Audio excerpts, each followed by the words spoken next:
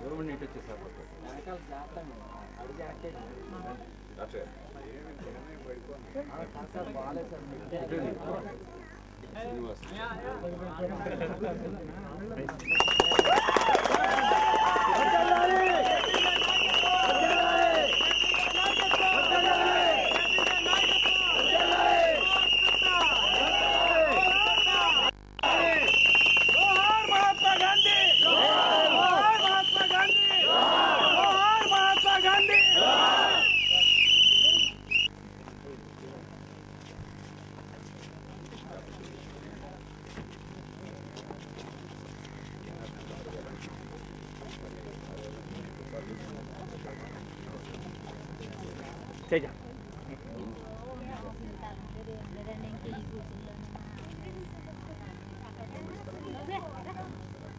స్థలాలు కేటాయించు కదా ఏం చేస్తారు మీరు ఊళ్ళో దొరుకుతుంది ఎలాంటి పని చేస్తారు చేపల చెరువులో పని ఏమైనా దొరుకుతుందా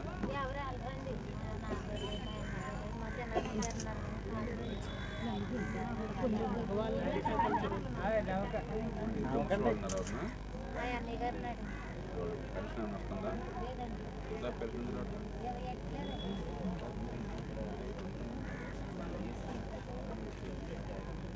గవర్నమెంట్ వరకు అందరికీ ఏర్పాటు చేస్తామని చెప్పంటారు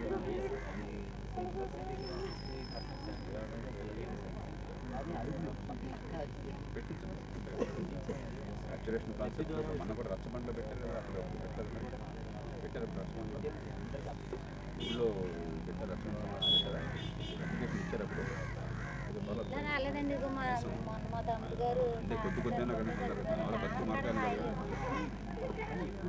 పిల్లలు ఉన్నారు ఇంట్లో పిల్లలు ఉన్నారా చదువుకుంటున్నారా ఎవరు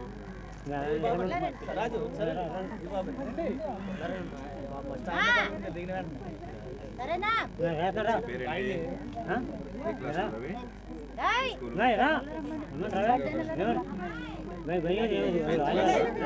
ఏ ప్లస్ బి హోల్ స్క్వేర్ ఎంత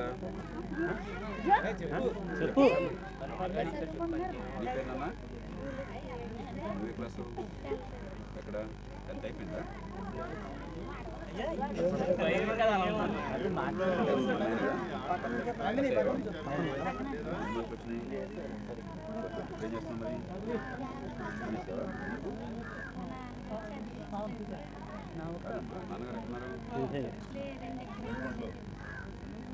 ఎంత అయిపోతే నాకు 420 మార్క్స్ ఉంటే పర్లేదు బాగా వచ్చినట్టు లెక్క ఏదో ఒకటి చేయవచ్చు కదా నువ్వు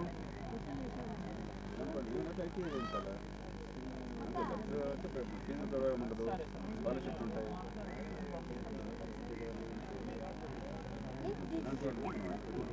ఉపాధి చాలా చదువు చాలా చెప్పకపోతే డిజైన్ చేసిన ఉపయోగం లేదు ఏ ప్లస్ బి హోల్ స్క్వేర్ అంతా తెలుసా తెలుసా ఎందుకు తెలీదు 9th క్లాస్ కాదన్నా మీకు అర్థం కాలేదా చెప్తున్నా చెప్పట్లేదా స్కూల్లో ఇంకా చెప్పలేదు సరే నువ్వు 1000 రూపాయలు అప్పు తీసుకున్నావు అనుకో 1000 రూపాయలు అప్పు తీసుకున్నావు నెలకి 100కి రూపాయి వడ్డీ అనుకో ఏడాదికి ఎంత వడ్డీ అవుతుంది లేకపోతే ఆలోచన చెప్పు 1000 రూపాయలు అప్పు తీసుకున్నావు నెలకి 100కి రూపాయి వడ్డీ ఎంత మొత్తం వడ్డీ అవుతుంది సంవత్సరానికి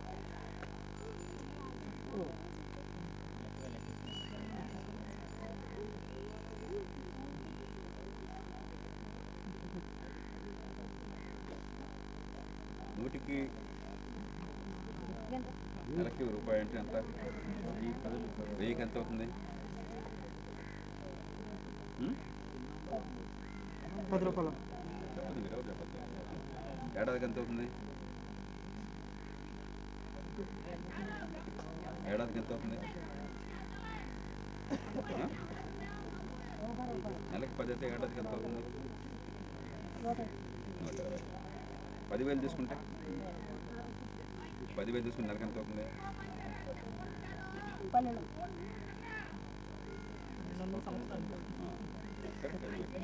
నెలకు 100 అవుతుంది ఏడాదికి 1200 అవుతుంది నేర్చుకోవాలి ఇప్పుడు స్కూల్కి వెళ్ళటం కాదు చదువు వస్తేనే కదా అమ్మ నువ్వు ఏదో నేర్చుకుంటావా, నువ్వు ఐటీ కానీ మరొకటి కానీ నేర్చుకుంటావా, నీకు ఇష్టమైంది.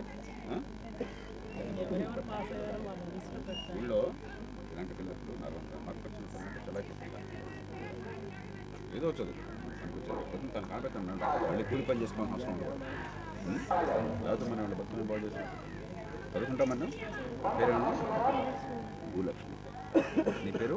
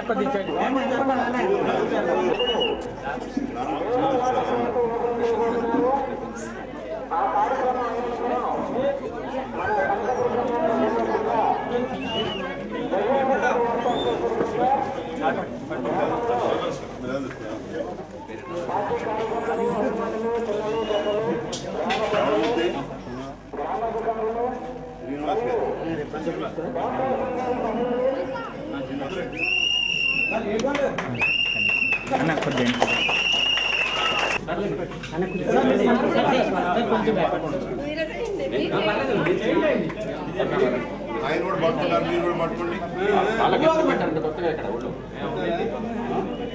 రెడీ వాళ్ళకి మీరు పెట్టారట పట్టుకోకపోతే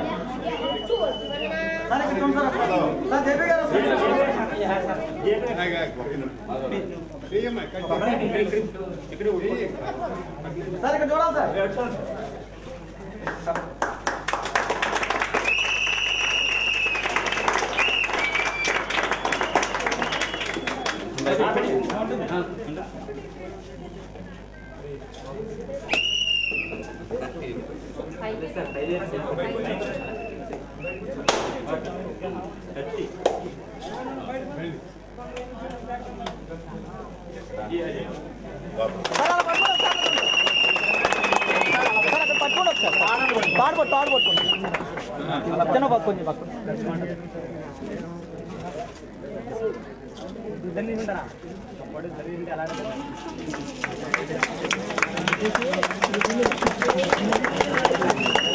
జేపీ గారు ఆయన ఇక్కడ చూడండి సార్, ఇక్కడ చూడండి.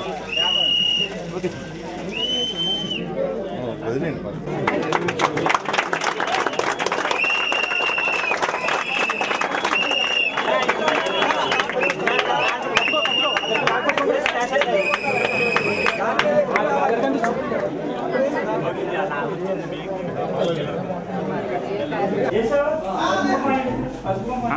నన్ను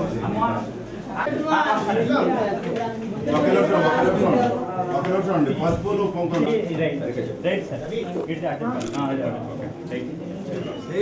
ఫస్ట్ సెకండ్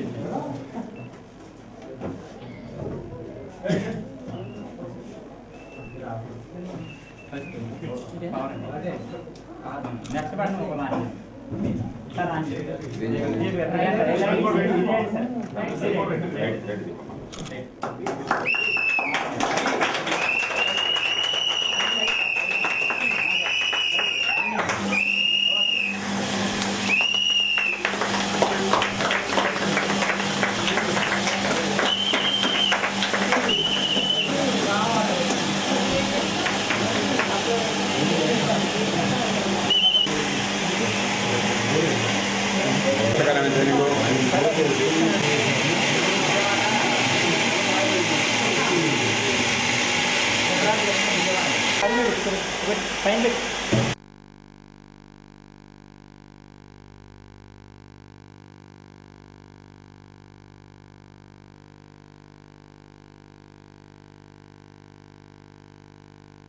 ఈ రోజున మన గ్రామంలో వాటర్ ప్లాంట్ ఓపెనింగ్కి ఆ ప్రారంభోత్సవ సభకి విచ్చేసినందుకు విచ్చేయటానికి కారణం ఇక్కడున్న మాట్లం గ్రామ ప్రజలందరూ కూడా వారి మనసుల్లో వారి హృదయాల్లో ఒక మంచి ఆశయ సిద్ధానికి స్వస్తి చెప్పకుండా దాన్ని బ్రతికించే విధంగా మీరు ఈ కార్యక్రమం జరగటానికి అవకాశం ఇచ్చినందుకు మీకు మరీ మరీ నా హృదయపూర్వక నమస్కారములు. ఈరోజు ఇంత కార్యక్రమం జరగటానికి కారణం ఏమిటంటే మార్పును కోరుకునే ప్రజల యొక్క ఆశయానికి ఇది ఒక నిదర్శనం. ఈరోజు మన దేశంలో కానీ రాష్ట్రంలో కానీ జరుగుతున్న పరిస్థితులు ఈ రోజున మనందరికీ తెలుసు. తెలియకపోవటం వల్ల జరిగే నష్టం చాలా తక్కువ, కానీ తెలిసి జరుగుతున్న తప్పు చాలా పెద్దది. కాబట్టి ఈ రోజున ఇక్కడ మనందరం ఉన్నందుకు, ఇలా కూర్చుని ఈ విషయాలు విన్నందుకు కారణం మీలోని ఆర్తి, మీలోని ఆశయం, మీ యొక్క మంచి హృదయాలతో లోక్సత్తా పార్టీని ఆదరించి ఈ స్థాయికి తీసుకొచ్చినందుకు మీకు మరీ మరీ నా హృదయపూర్వక నమస్కారములు. ఇది ఖచ్చితం. ఎందుకంటే మాట్లం గ్రామంలో ఇటువంటి నిజాయితీ ఇంకా నిలబడి ఉందంటే కూకట్పల్లి తర్వాత మాట్లం గ్రామం అని నేను గర్వపడుతున్నాను. ఎందుకంటే ఈ రోజున ఈ కార్యక్రమాలు జరగటానికి మీ అందరి సహకారం, మీ అందరి ఆలోచన, మీ అందరి ఆశయం, అది తప్ప మరి ఒకటి కాదు. కాబట్టి మీకు కొన్ని విషయాలు సవివరంగా నేను మనసులో ఉన్నది చెప్తున్నాను. ఇక్కడికి వచ్చిన అందరూ కూడా పార్టీలకు అతీతంగా వారి యొక్క లోతుల్లో, వారి గుండె లోతుల్లో ఉన్న ఆశయానికి నడిచి రావటమే అని నేను అనుకుంటున్నాను. ఎందుకంటే దేశ ప్రయోజనాల కోసం పార్టీనైనా త్యాగం చేయాలనే మన డాక్టర్ జయప్రకాష్ నారాయణ ఆశయానికి ఇక్కడ నిదర్శనం కాపాడుతుంది. ఎందుకంటే ఈ మాట్లం గ్రామంలో జయప్రకాష్ నారాయణ గారు స్వరాజ్య ఉద్యమం అనేది కావాలి, ఈ జనానికి అందరూ తలెత్తుకుని బ్రతకాలి అంటే అందరం కలిసి బ్రతకాలి, ఐకమత్యంతో పక్కవారి పేదవారిని చూసుకుంటూ వారి అవసరాల మేర అందరం కలిసి పనిచేయాలన్న లక్ష్యంతో ఈ రోజున దేశంలో అన్ని పార్టీలను ఏకం చేసి ఒక చోట కూర్చోబెట్టే పరిస్థితి ఈ రోజున ఆ జయప్రకాష్ నారాయణ గారి యొక్క ద్వారా జరుగుతుందని నేను నమ్ముతున్నాను. ఎందుకంటే ఈ రోజున మనందరం కూడా అనేక వర్గాలు, అనేక పార్టీలు, అనేక జాతులు, అనేక కులాలు, మతాలు అన్ని విధాలుగా ఉన్నాం. కానీ ఈ రోజున ఇక్కడికి వచ్చి వింటున్నామంటే మనకున్న ఆశయ సాధన ఆ ఆత్మ ఒక్కటే. కానీ కొన్ని పరిస్థితుల వల్ల ఆ ఆత్మని మనం కొన్ని రకాలుగా కొన్ని పరిస్థితుల వల్ల ప్రభావంతో ఈ రోజున మనం ఇలా నడవటానికి కారణం. కానీ ఏ ఒక్కరూ కూడా ఏ పార్టీలో ఉన్నా, ఏ ఒక్క సంస్థలో ఉన్నా ఈ దేశ అభివృద్ధి కోసం, అలాగే మన గ్రామాభివృద్ధి కోసం మనం ప్రతినిత్యం ఆలోచించాలన్నది మనందరి ఆలోచన కావాలి. దానికి తగ్గట్టుగా మనం మన ప్రవర్తన మార్చుకోవాలి. మార్పును కోరే మనందరం కూడా మార్పుకి సంకేతంగా మన జీవితాలను మార్చే సిద్ధాంతాలు, వారి యొక్క నడకని మనం నడవకపోతే మన జీవితాలతో పాటు మన పిల్లల జీవితాలు కూడా అంధకారమే అనేది మనందరం గ్రహిస్తున్న విషయం. అందుకే ఈ రోజున ఇక్కడ కూర్చున్నాం.